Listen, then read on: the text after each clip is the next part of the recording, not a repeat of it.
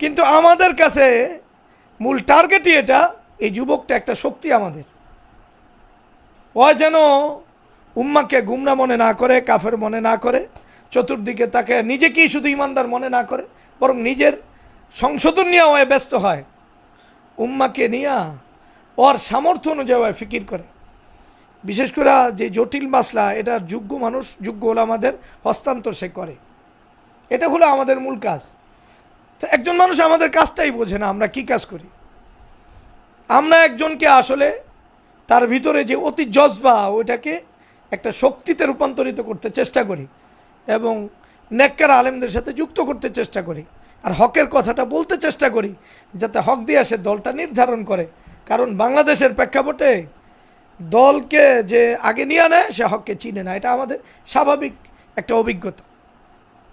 আল্লাহ আমাদের দিনের সহি বুঝ দান করে।